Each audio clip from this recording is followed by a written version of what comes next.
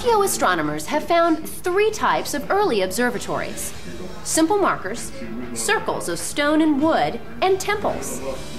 Early on, markers were used to create sight lines to the horizon, so that during the equinox or solstice, the sun would appear to rise exactly on the sight line. Stonehenge in England was set up this way, as were a number of ancient Native American buildings, such as the ones at Chaco Canyon in New Mexico and Hovenweep in Utah. England's Stonehenge is one of the earliest examples of an observatory in Europe. Stonehenge is a large calendar capable of predicting the equinoxes and the solstice. Before Stonehenge, in 3000 BC, the ancient Egyptians had devised a solar calendar of 365 days, the starting point of which hinged on the heliacal rising of the star Sirius, which also happened to coincide with the summer solstice and the annual flooding of the Nile.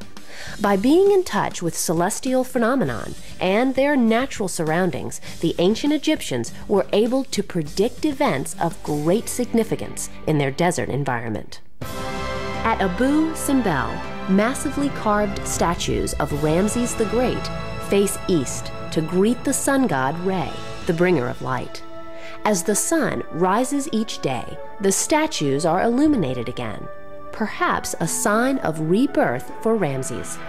But the most compelling is a passage to the temple's inner sanctuary, which is aligned so that on October 18th, the sun filters into the sanctuary, illuminating a statue of Ramses. While October 18th doesn't mean much to us in the Western world, this October date corresponds to the beginning of the Egyptian civil year and the celebration that occurred during the time in which Ramses lived. It was the Greeks, however, that created the first portable cosmological tool for keeping track of these motions: a stick. The Greeks actually called it a gnomon, and it was used to keep track of the shadow of the sun. Actually, it's a little bit more difficult than that because the shadow depends on your latitude. Again, if you are not near the equator, the shadow will be shortest during the summer solstice and longest during the winter solstice. For the spring equinox and fall equinox, the shadow will be halfway between the shadow lengths at the solstices. In the southern hemisphere, the shadows will be reversed, just as you all know the seasons are reversed. When it's summer in the United States, it's winter in Argentina. This all works pretty well if you're not at the equator. At the equator, the summer solstice sun casts a shadow in a southerly direction, and the winter solstice sun casts a shadow in the northerly direction. During the equinox, at the equator, the shadow disappears.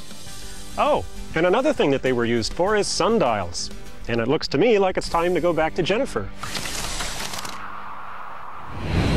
Okay, guys, let's take a look at how a gnomon works and see the angle of the sun at certain times during the day. Students from Newcomb Elementary School in Newcomb, New Mexico will preview this show's hands-on activity. Yats hello! We are students from Newcomb Elementary School. We are located in the Navajo Reservation in the Four Corners region of New Mexico. Tracking the passage of the sun in the sky continues to play a very important role in the life of our Navajo culture. Traditional Navajo still use this system of tracking the sun's shadows to tell time and to tell the changing of the seasons. For example, when my grandfather herds sheep, he does not wear a watch like this. He uses the sun's shadow to tell time. It also helps him to tell when to take the sheep back home in their corral. It also helps him to tell when to plant corn and watermelon on his farm.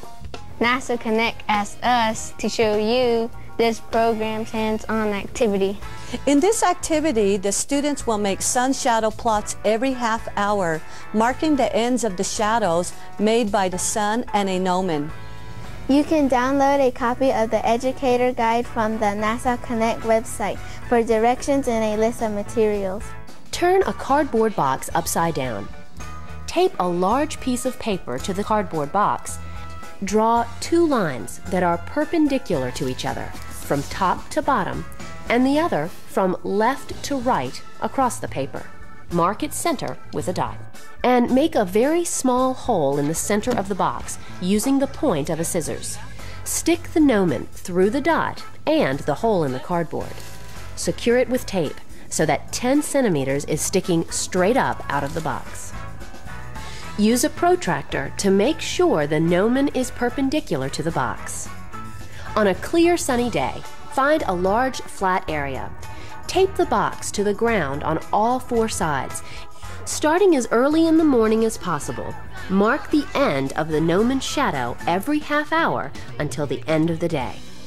Next to the dot, label the time of the day it was marked. You will analyze the data you collect by measuring angles and length. Remove the gnomon and draw a straight line from each dot to the hole that the gnomon was placed in. Measure and record the angle between the horizontal line drawn through the center of the paper and each marked shadow. Then, measure and record the length of each shadow. Using geometry, find and label true north on your sun shadow plot. Verify local solar noon using shadow length times and sunrise-sunset times. How do the lengths, positions, and angles of the shadows change? What do the changes tell you about the position of the sun throughout the day? Would the curve change if you used a different sized gnomon to cast the shadow? And don't forget to check out this cool web activity for this program. You can download it from the NASA Connect website.